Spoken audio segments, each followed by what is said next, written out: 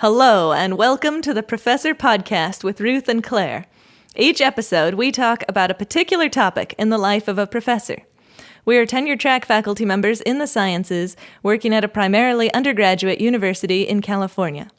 The purpose of our podcast is reflection, so we bring something we think is working and something we're working on to discuss. Welcome to the Professor Podcast with Ruth and Claire. I'm Ruth. And I'm Claire, and today we're talking about email etiquette. But first, Ruth, how was your week? My week was really good. I have been realizing that, I know this is sort of like I'm a weather Grinch, but winter is my jam. I love the winter, all about the winter, and especially not teaching at the moment, and the kids have not been in school, so I have been doing a lot of really nice winter walks, and I just love it. I love it so much. It's really winter beautiful. Walks. And we kind of, in the chaos of things coming up to the end of the semester, I was not getting out and about in nature as often as I would like. And so we have a lot of lovely nature to appreciate up here. So I've been really feeling the winter walks. We have such lovely winter. And going outside, feeling nature is so rejuvenating. I should sort of have that caveat that we live somewhere with really mild winters, so it's not like when I'm like, I love winter, it's like, chilly, but like really nice sunshine, and like, so it's not unbearable and not like a whole thing. So yes, it's very easy to love winter where we are. Excellent. And tell me, how about you? How was your week? Oh, my week was good. I just finished reading this book called 10% Happier. By Dan Harris, and it is awesome. Totally recommend it. Are you 10% happier? Well, I haven't yet employed his techniques, but I'm working on that. Cool. It's a cool autobiography where he worked in TV, and it's kind of his progression of figuring out how to enjoy the things he was doing, and eventually landing on meditation. And there's all this. It's hard to talk about meditation and have it be taken seriously sometimes, and the way that he found effective was saying it made him 10% happier. So anyway, it's his progression towards that, which was a really cool book. Yeah. Cool. I like it. I can't wait to see how that all... I really like when you read these books and then distill them down and tell me key points. That's what I want. That makes me 10% happier for sure. Oh, wonderful. So yeah, I love it. Okay, so do you want to say a little bit about what we're talking about and why we're talking about it? Well, first, do you have a quote for us? I do. Oh my God, sorry. Yes, see how my brain is completely shut down now that we're not teaching for a brief period. Okay, so I'm going back to one of the things I got over the holidays was a book about Dolly Parton. Okay. Called Songteller, which is like, I didn't know it when I ordered it, that it was like this whole coffee table book. So it's a very intense book, and it's really beautiful, and it's all her lyrics and kind of why she wrote different things when she wrote them, and I'm just all about it. And it's sort of like every night as a treat I read one song and one thing. Nice. So it's kind of, I'm super into it. Anyway, I'm still on the whole Dolly Parton kick, so I'm going to have a Dolly quote. Fantastic. For sure. And so it's a very short one, but it's, don't get so busy making a living that you forget to make a life. And so that is something I definitely want to carry into as we embark upon the next semester. I love it. And making sure to keep some other life stuff trundling along as we're... That's great. And so well phrased, of course. I know. She's got, Is it a phrase? It's an expression over here to say someone has a really good turn of phrase. If it is, I don't know it, but I like it. Okay, well, I'm going with it anyway. So, but she has a very good turn of phrase. Yeah. Yeah. Totally. Cool. All right, okay. So yes, email etiquette. So I'm thinking about the best technique for emails that's effective, and in particular, I'm thinking about how to convey that to my students so that they can send more effective emails themselves. So that's what I'm thinking about. Do you have anything to add? Yeah. This one is so, because I feel like it's so important in many different ways. Like, one is to make myself less enraged and infuriated by students. So that is helpful. That's always good. And the other is like, I think I'm going to talk about this a little bit more, but I think I've been thinking more and more about our sort of duty as educators is not to just inject physics knowledge or whatever, but like there is like some career preparation and totally, writing reasonable emails, not annoying, enraging emails or whatever it is part of that. So yeah, I definitely see that as part of what we should be teaching the students. Totally. That makes sense. I like that. Yeah. So do you want to start with what's working for you in this Sure. realm? So as it seems like my answers to these things often are that my chosen path is to lead by example. So I try to make sure that my emails that I send to my students have all the things that I would consider to make a good email. So I usually start off my emails by saying, "Hi, Bob," or, whoever it is, and I use complete sentences. I also try to make it explicit what I'm expecting in response. Am I asking for information, or am I giving info that I just need an acknowledgement of, or what? I also try to reply with a quick, "glad that worked out," or some quick response like that if they say something worked. And the other thing I have is I try to not open an email, start off an email discussion in the evening or on the weekend if possible. So those are like the things that I value in emails. So I try to model that in my emails to the students. The idea being that hopefully if I continually doing that, the students will have exposure to that type of communication and therefore be able to use it themselves if they want to. Yeah. Well, and I have worked with Claire in a situation before where you're kind of the project manager of something, and you do write really amazingly excellent emails. Oh, thanks. And your emails had the effect, and it was kind of interesting when you later said that this was something you were trying to do, because they did have the effect of, oh, she just wants to know this. Okay, I'll just reply to this right now. And so, yeah, it was, I don't quite know what your magic was, but it was very, because there is times with students in particular where you get an email and you're like, is there a question in all of this? What was the, what right. is it? So it's not clear what they want. Yeah. And so again, I usually lead by example, but I was thinking there are times when I do talk directly about email technique, email etiquette, and that's when students are contacting potential employers or graduate advisors or something like that. Oh. And in those cases, they say, "How do you email a prospective advisee," or whatever, or prospective advisor. And in those cases, exactly what you're talking about. My advice is usually to be as brief as possible and to make it as easy as possible for the person to reply so that they know exactly what you're asking for and that it's something they can do. It's an easy question that they can answer pretty easily. So I think that was the technique that you're talking about, I think, is trying to make it clear what do you want from this person so that they can respond. Right. And I think that's actually really interesting, because I have had conversations with students before where they've asked me to read an email for them. And it is usually when they're emailing a prospective research advisor or something like that. And it's so scary to do for the first time. Yeah. But yeah, and you don't know what is the norm. What question do you ask? Right. Yeah. And sometimes it's tricky, right? Because they're emailing because they kind of want them to know who they are. Right. Do you know what I mean? But it's you can't just write fan mail and be like, "I love your work." And so you need to have a question or something. That's true. Yeah. So it's definitely tricky. What do you do? Oh, what do I do? Yeah. So I just read their email and usually try and make it a specific thing. Yeah. Yeah. I had a question about this, or would you be comfortable with me contacting a grad student, or something specific in there? That's cool. I like that. I usually go with will you be accepting students next fall or something? Oh, like yeah, that. yeah. Because it's not anything. It's just a specific. Yeah. Anyway.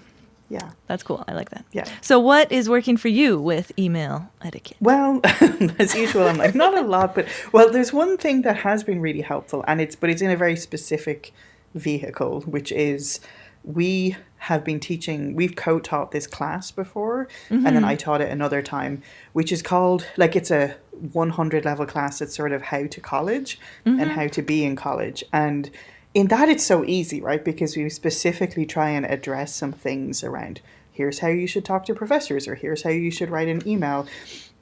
And that is really helpful. And I really like that. And it's really interesting because I've had quite a few of those students later on in a physics class, and they write the best emails. Oh, and it's good. So it's working. Right. And so I kind of definitely noticed that this semester in particular, because I had 3 who had taken that class, and they always wrote really respectful, like, just clear emails about what it was they wanted. And so I find that really easy, because it's like, hey, we're here to teach you how to do these things. But I find it very awkward to do that not in, like, in a physics class where it's like, is it my place to be telling you, like, because it's like specifically, like, I don't know if that actual topic is in the curriculum, but that's the whole idea of that class, Right. the other class. But is it in physics, and would some students react badly and feel like it's patronizing, or, you know what I mean? So it works really, really well to have it be a specific thing that we do. Yeah, so in the class. 100 level class, they're expecting you to talk about that kind of thing, and so it doesn't feel weird. Right, and being freshmen, it's clearer that, like, oh, you guys don't know what you're doing, we're going to tell you what to do. But, like, later on, like, even in my, like, the first physics class that I often teach, you know, it's such a mixed bag, because some chemistry students are, like, almost in their last year taking that. Sure. So it can kind of feel like a different pitch of who I'm talking to. So what kind of information do you give these 100 level students about how to send emails?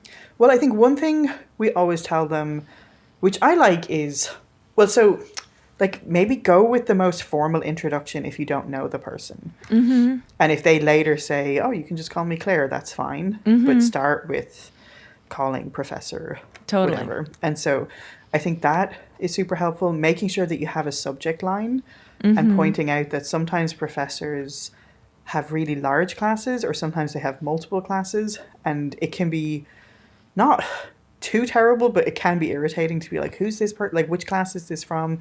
So even just saying Physics 109 in the, like, subject line, with semicolon, this is what this is about, like, that kind of stuff can be really helpful. And then making sure you ask a specific question. Cool. And, like, have a greeting, a salutation, asking your question, and then sort of a polite, Nice. That's great. Yeah.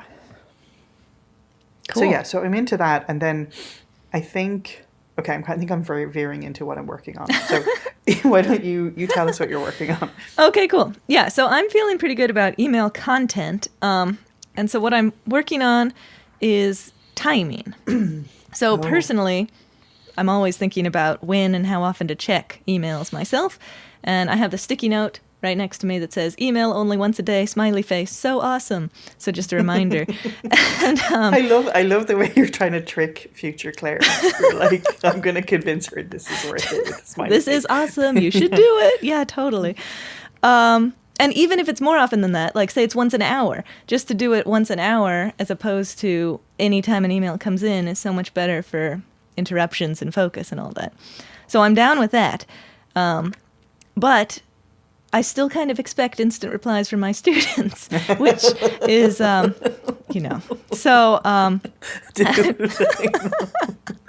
awesome. Yeah. You should give them all a sticky note. You're like, reply immediately. It'll be awesome. If Claire writes to you, you should have. Yeah, exactly. That's awesome. So yeah, I do want replies. I think 24 hours is reasonable. So I just need to make sure my brain remembers that that's reasonable. Because I have this bias where if somebody replies more quickly, within a few hours, then I'm like, oh, great, this person's on top of it. Awesome. So just working on checking my own expectations about email response time and making sure that I'm sending the right message to myself and to them about what, if I think it's reasonable to check every few hours, then that should be fine. That's super interesting, though. I have a few things. One is, dude, I really want to try and have specific times that I check emails. Like, that's my huge big thing for this semester. Oh, cool. Awesome. And I think I'm going to try, and I don't know if I'm going to be able to do this, but try and have times where I reply. And, like, train students. Yes. Like, this is when you'll be getting a reply from me. But I'm just such a, like, oh, no, they want to know this thing. I have to reply immediately. And it's making me crazy. So that's a big thing for me. But if you haven't even checked it until the designated reply time, then you won't feel that urgency.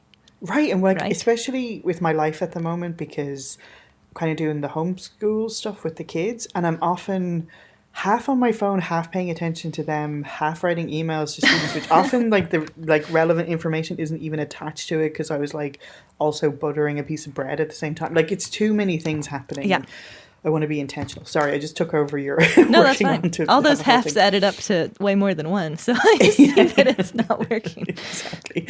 But yeah, so I think one thing that I have in my syllabus, I think somewhere, is expectations. Mm-hmm. And I do have a thing that says I will reply to email within 24 hours. Oh, cool. Nice. I But like I that. wonder if you could put in yours, I expect you to reply within 24 Sure. hours. Check your email once a day at least and reply to me. Right. I like that. And like I sort of joke with the students that I expect you to read your email. Like I may send you an email that says there's going to be a surprise exam at 2:00, which I won't ever do. But, you know, and I will consider you told if I've emailed you about it. But I wonder too. Oh, I love that phrase. I will consider you told. Because I do. But Yeah. oftentimes I realize I was wrong. Well, and it's this whole virtual business, because if you said it in the classroom, I mean, I think you still couldn't really consider them told because Sure. someone missed it, no matter what. So, but you could do that. The other thing, I went to a really cool conference called QWIP, which was a conference for undergraduate women in physics, and it was amazing. And they often like have faculty volunteering their time. Like I volunteered as like a poster judge or something, but also Cool. got to sit in on all the amazing stuff. So that was awesome. But they talked about grad school and sort of how to be successful in grad school. And one of the biggest things they talked about was replying to email. Oh. And they talked about how students often feel like, first of all, they might not acknowledge that they got an email, like, great, we'll do that next. Right. Or sometimes they don't reply until they did the work or did the thing. Right. And it's really, and this woman was speaking from, she was working on some kind of research project that had multiple sort of research groups all over the world. And she had like one student who would never reply, and it was just like hold things up. Sure. And like people were like, oh, I'll do it when I, you know, have this done and I have something good to say. But a reply of, yes, I will get on that is a valid Very helpful. reply. I see. But, Good. That's a really good point. so I don't know. Maybe I will try too to frame it as like, these are successful research skills to have, is like replying to email. I love But, that. yeah. I love the idea of putting it in the syllabus, the expectation of how often and all that. And then I mean, you're right. I would expect a acknowledgement if I said work on this thing.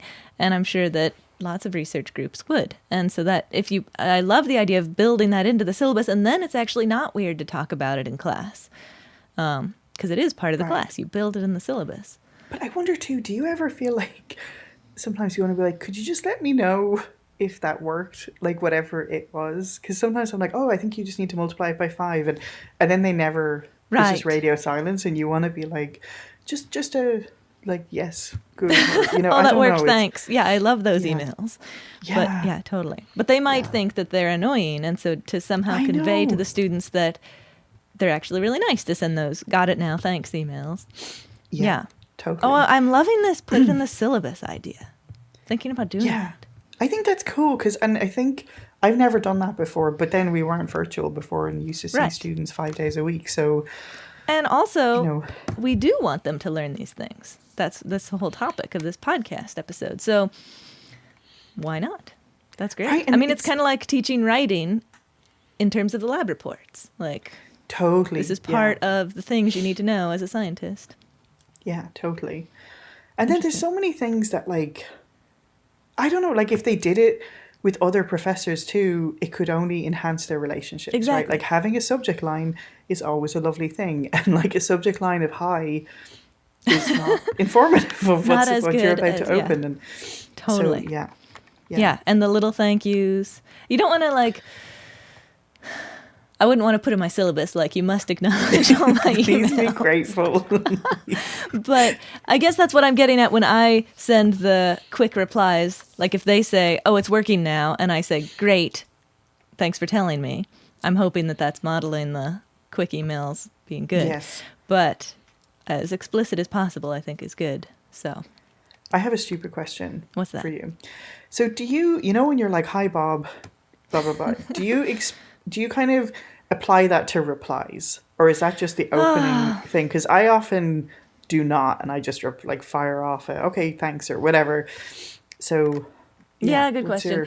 your- My official policy would be to do it every time.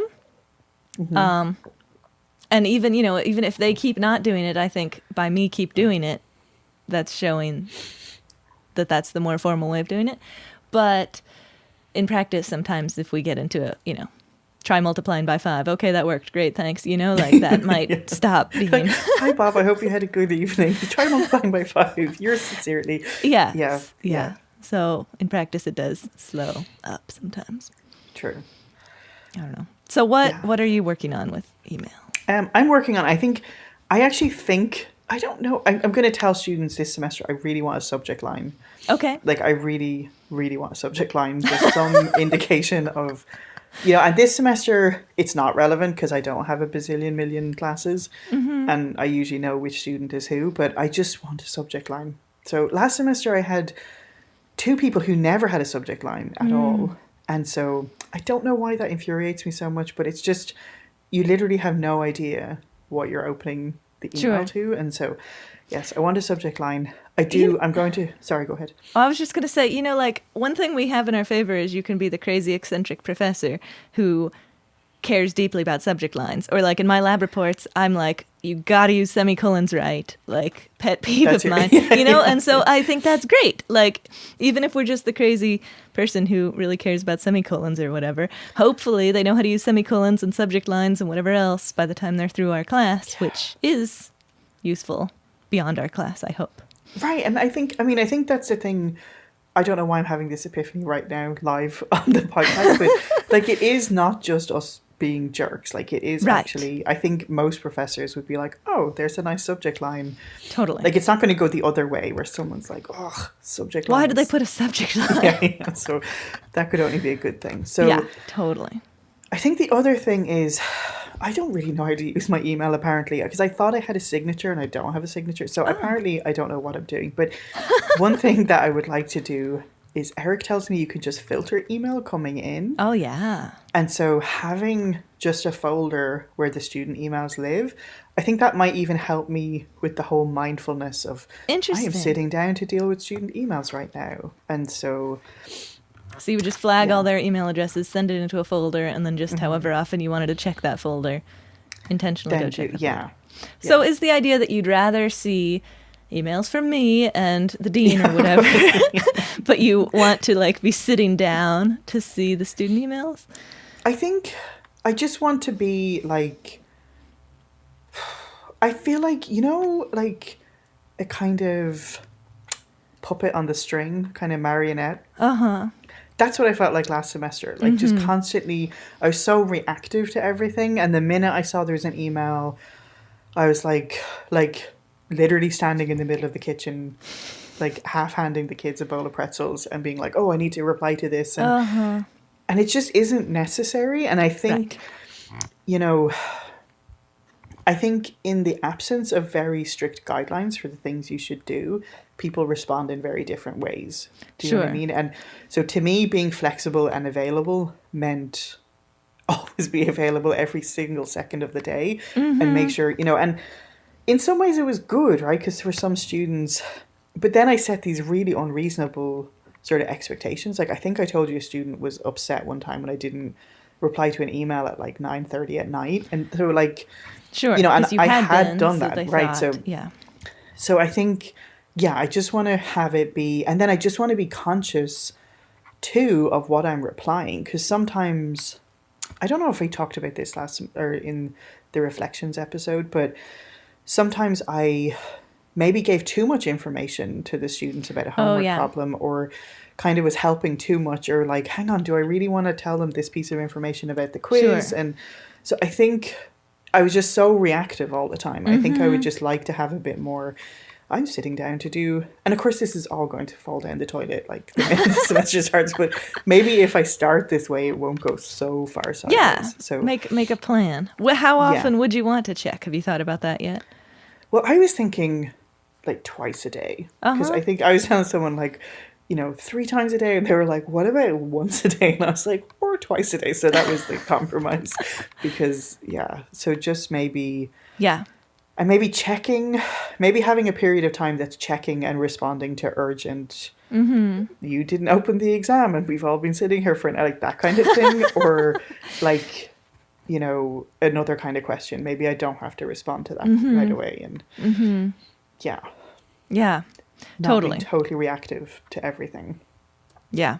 I really do think students would learn quickly, even if you didn't tell them, but of course if you told them when you're going to reply, and how fast to, you did already say that you tell them that it's within 24 hours, but if you told them it was in the evening and in the morning or whatever.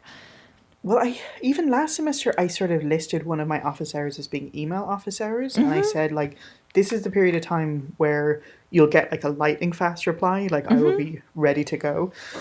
And so I said that and then totally just did a lightning fast reply whenever they emailed. But I remember a student being like, oh, whoa, I didn't think you'd email me back until tomorrow or something. And I was like, geez, like, way to shoot myself in the foot here. Like, they already, like, I'd set this expectation and then totally undermined myself. So, yeah. Totally. Well, cool. I'm super into this being more explicit, putting things in the syllabus thing. And I've thought about, you know, when to schedule emails, but I like your idea of having filters and then therefore separating out what you're checking at different times. That's interesting.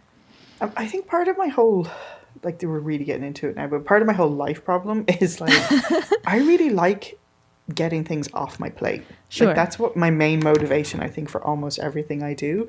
And so I think that is a little bit embedded in why I respond to emails really quickly. Sure. Get it out of the inbox. Right. But I think in the long term, I'm actually making a lot more work for myself. So Totally. Yeah. Not only are you interrupting yourself when you're in the middle of handing the pretzels, but then they're going to send more emails or have different expectations than you want. That makes sense. Yeah. Cool. We're going to be email masters. Experts in the spring. I see it coming. Yeah.